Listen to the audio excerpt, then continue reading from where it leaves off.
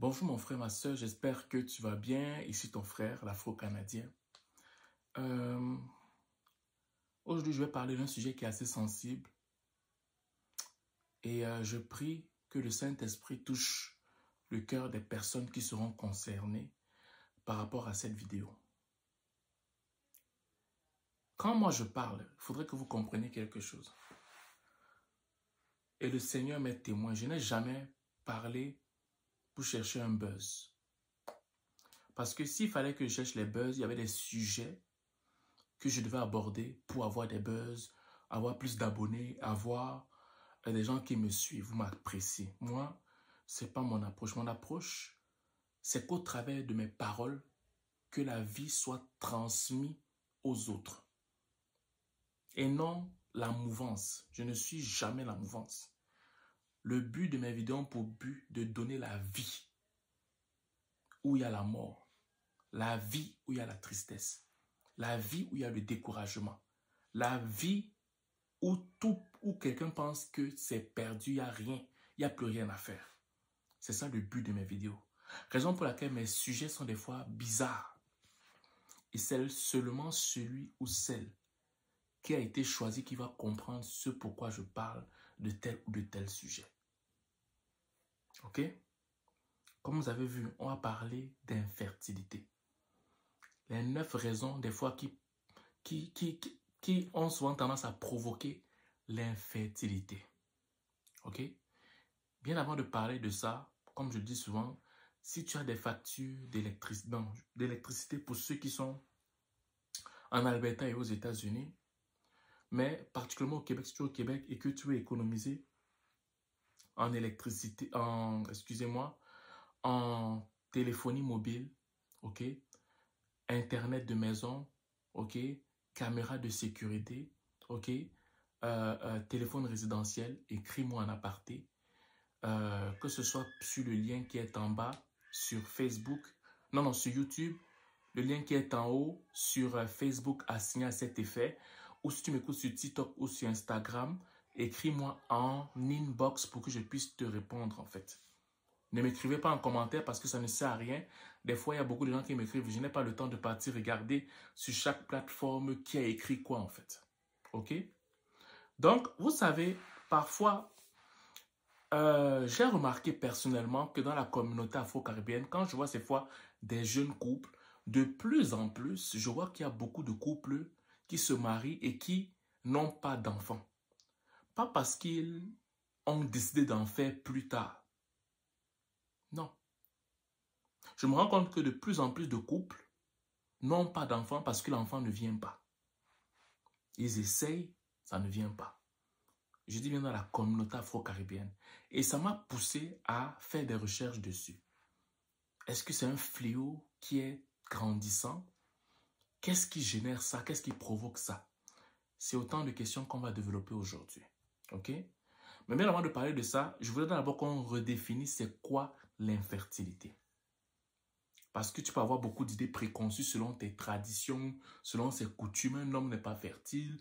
Un homme, c'est seulement la femme qui a un problème. L'homme n'a pas de problème. Bref, on va parler de tout ça. L'infertilité désigne l'incapacité pour un couple. On n'a pas dit pour la femme seulement. Parce que les hommes, des fois, ont tendance que quand on parle d'infertilité, ça ne concerne que les femmes.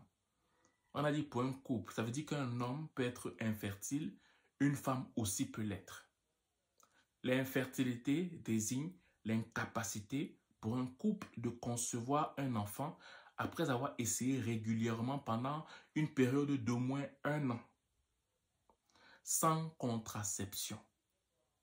Elle peut concerner aussi bien les hommes que les femmes, ok? Et peut être liée à divers facteurs médicaux, hormonaux ou environnementaux. L'infertilité peut être temporaire ou permanente selon la cause. Et aussi, je vais aussi ajouter le fait que l'infertilité aussi peut être spirituelle. Il peut y avoir des gens, ok, qui peuvent bloquer tes entrailles pour que tu ne puisses pas concevoir. Que ce soit chez l'homme ou chez la femme. Ok? Voilà. Maintenant, on va regarder un peu qu'est-ce qu'on entend, qu'est-ce qui se dit, ok, au niveau de l'infertilité. Déjà, au Canada, il faudrait que vous sachiez que environ un couple sur 6 est affecté par l'infertilité, selon la Société canadienne de fertilité et d'andrologie. Ça veut dire que sur 6 couples, on a remarqué qu'il y a un couple qui a des problèmes d'infertilité. Ça, c'est le premier point qu'on va voir.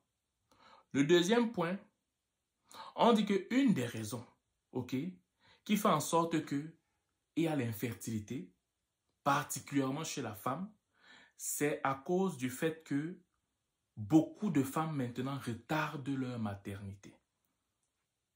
Ok? Et on a constaté aussi que la moyenne des femmes qui accouchent au Canada est de 31 ans. Et selon l'article, c'est que quand on dit que quand tu arrives déjà à 30 ans, la fertilité commence à diminuer. Et quand tu es entre 35 et 40 ans, ça devient encore de plus en plus compliqué, selon ce que les experts s'y disent. Et ça me fait penser à beaucoup de nos sœurs, des fois, qui s'amusent, là, qui jouent soit avec plusieurs garçons, ou qui privilégient d'abord le milieu professionnel en se disant que non, quand ils vont être prêts sur le plan professionnel, là maintenant, ils vont penser à concevoir. Tu peux avoir la grâce que tu es fertile et que tout se passe très bien pour toi, mais on te dit ici dans ce cas de figure que un couple sur 6 a un problème d'infertilité. Et la bonne nouvelle, c'est que l'infertilité peut être réversible comme irréversible. Ok? Mais c'est pour ça que des fois, quand on vous dit souvent que faites attention au choix de vos partenaires ou aux décisions que vous prenez, considérez aussi que, particulièrement vous, mes sœurs, que, en fait, la fertilité n'est pas éternelle. Vous avez des périodes dans vos vies où, si tu ne conçois pas maintenant, ça va devenir de plus en plus compliqué. Et maintenant, comme tu as vu, on l'a défini plus tôt, c'est que tu peux commencer à avoir des problèmes hormonaux, en fait. Tu as des problèmes hormonaux, si on peut lui, c'est ça.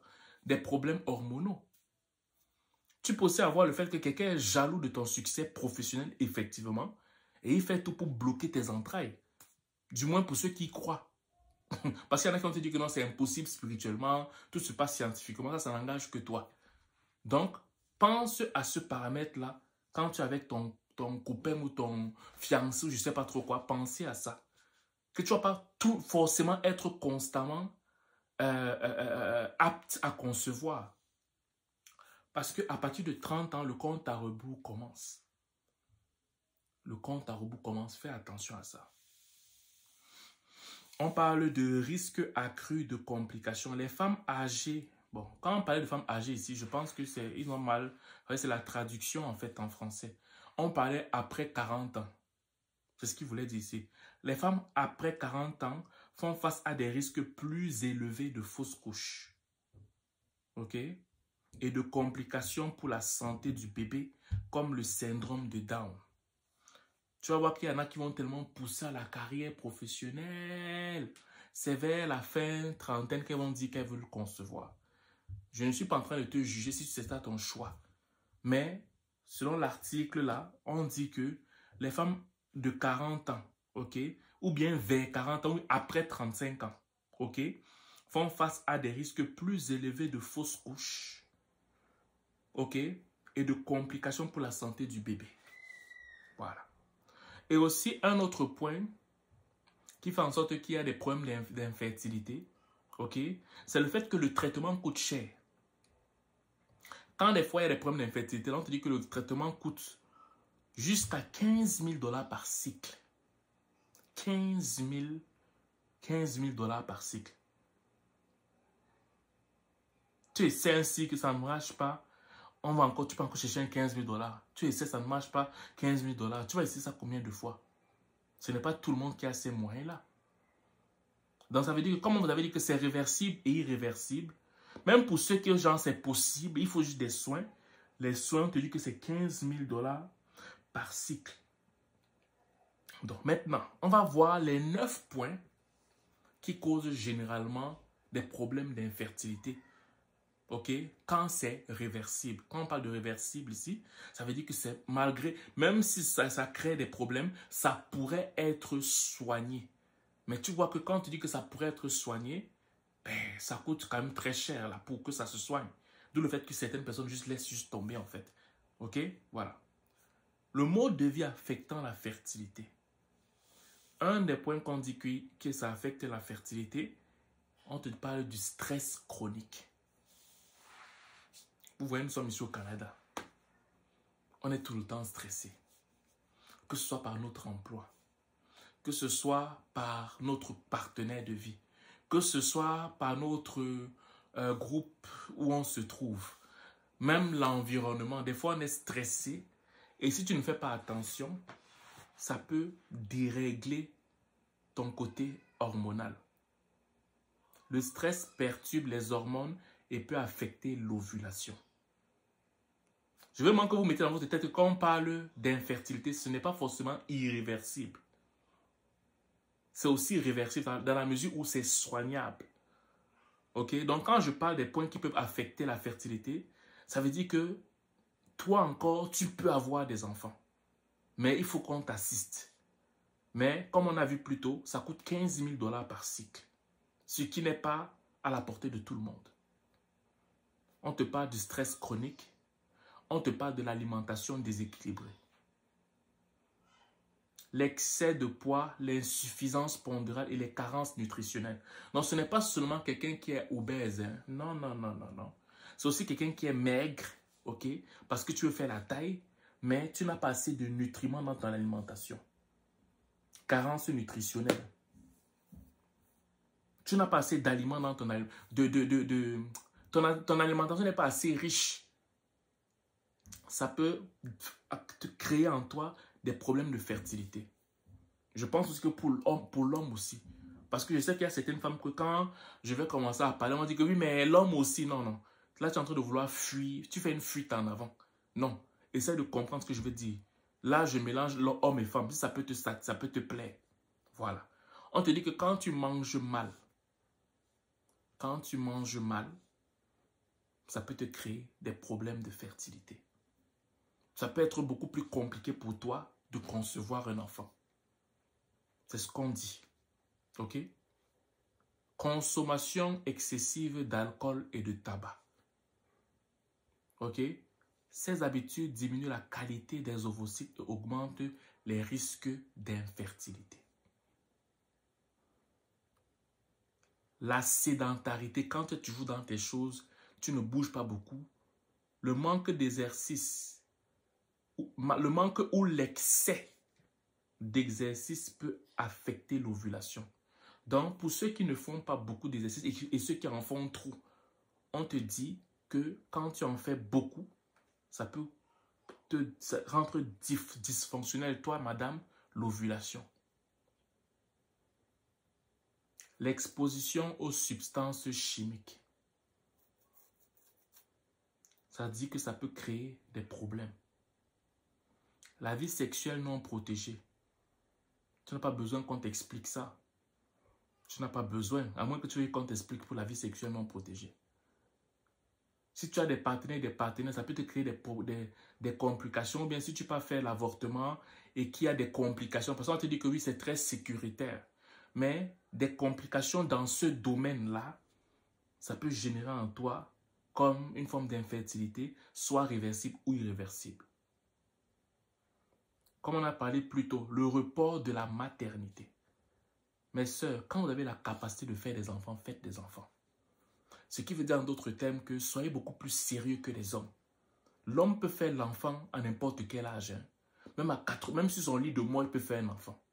Mais la femme, ce n'est pas le cas. Déjà à partir de 30 ans, on commence à se dire que le fait de concevoir un enfant devient de plus en plus compliqué. À partir de 30 ans, on t'explique que le fait de faire un enfant devient de plus en plus compliqué. À partir de 35 à 40, ça devient encore plus compliqué.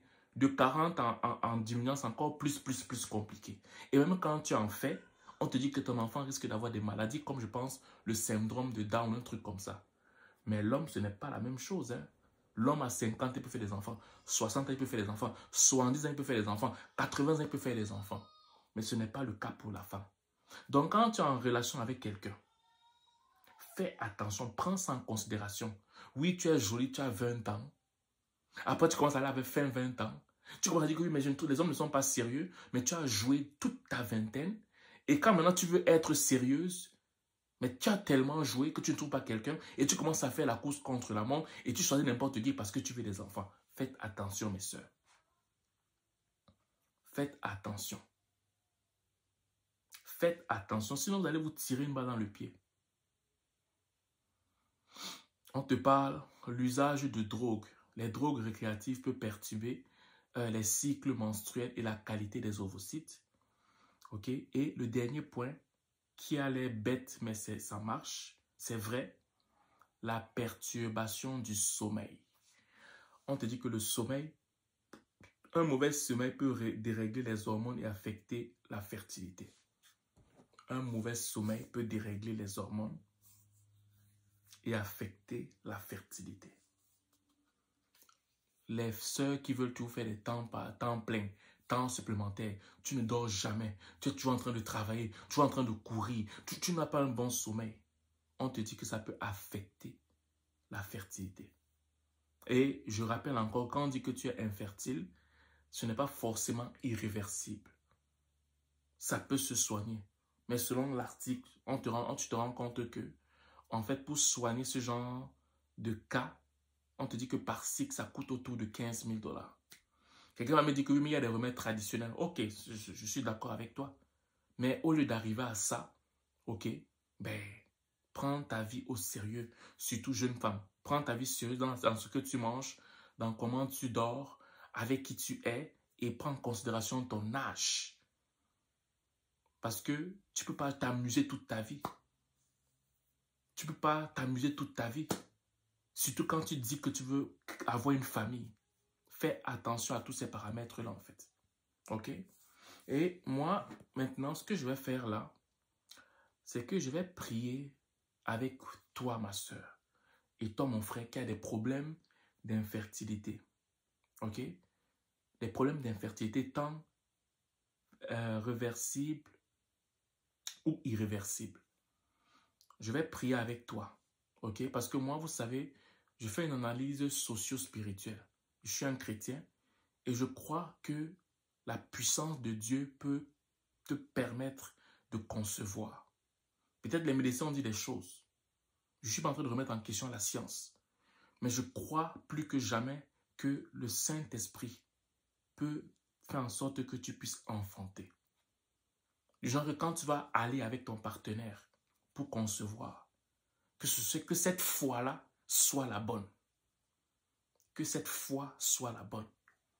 De la même façon que le Saint-Esprit a touché Marie pour qu'elle puisse concevoir, que cette même puissance puisse toucher les entrailles de l'homme stérile, de la femme stérile qui m'écoute dans le nom de Jésus.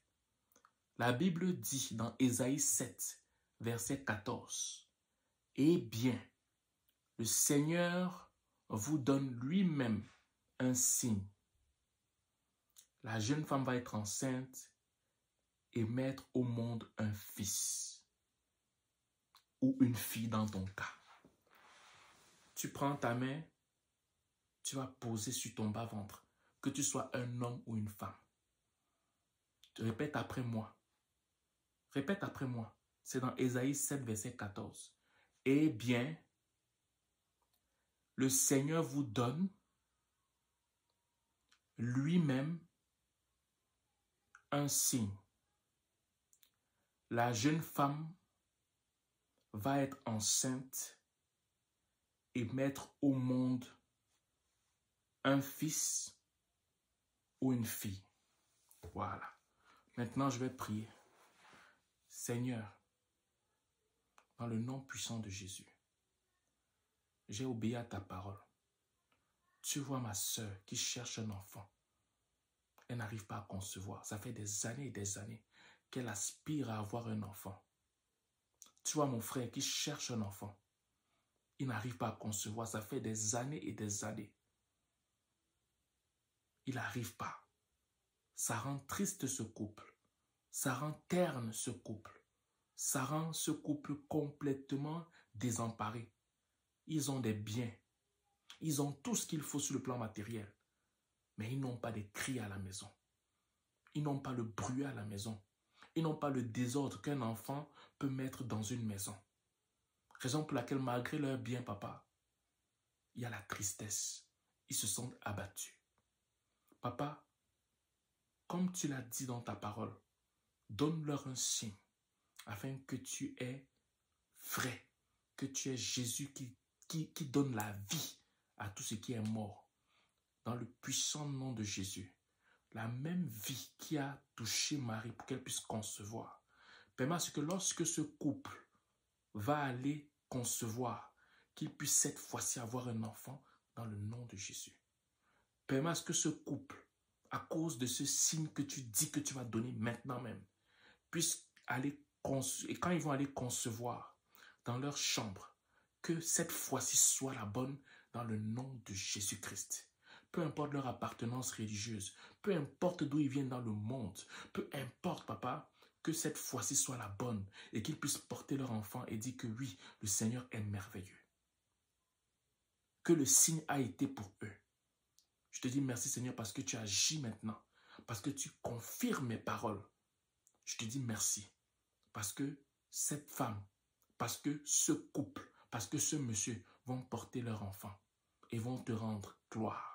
Vont dire merci Jésus parce que j'ai tout essayé, je n'ai pas pu, mais toi, à cause d'une seule parole, tu as pu me donner cet enfant.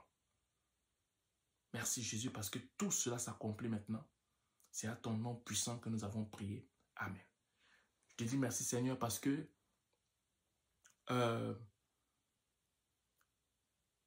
l'enfant vient maintenant dans leur vie. Je ne peux pas imaginer la tristesse. Mais si tu aspires à avoir un enfant, mais si tu as tant essayé, prends cette parole avec foi et conviction afin que cela s'accomplisse dans ta vie. Ça ne va pas marcher une fois, essaye. Prends cette parole. Ça ne marche pas 2 fois, tu essayes. Ça ne marche pas 3 fois, tu essayes jusqu'à ce que tu vois l'accomplissement. Je te dis merci Seigneur parce que tu as agi, parce que tu confirmes ta parole. Je te bénis, je te rends toute la gloire parce que tout cela s'accomplit maintenant. Amen. Voilà. Voilà, c'était ce message que je voulais vous transmettre aujourd'hui. J'espère qu'il va vous toucher, j'espère qu'il va vous transformer et que vous allez confirmer le Seigneur. Parce que cette nuit, quand je dormais, j'ai vu comment, dans un rêve, comment j'essuyais les larmes de plusieurs femmes. J'essuyais les larmes. Elles attendaient quelque chose. Elles attendaient quelque chose et j'essuyais leurs larmes. J'essuyais leurs larmes. Et c'est pour cette raison que je suis convaincu que le Seigneur qui m'envoie pour vous parler. Peu importe les raisons. Ici, ce n'est pas une question de jugement. Je ne suis pas en train de juger ton passé, comment tu as vécu. Tout ce que je sais, c'est que le Seigneur a envoyé cette parole pour que tes entrailles, toi, homme ou femme, puissent te donner cet enfant dont tu as besoin. Voilà. Merci Seigneur parce que cela s'accomplit. Je vous souhaite de passer une excellente journée ou une excellente soirée, dépendamment du lieu où vous m'écoutez. Et si vous avez des témoignages, n'hésitez pas à m'écrire. Ça va me faire plaisir de les lire et tout. Puis voilà. Bye bye.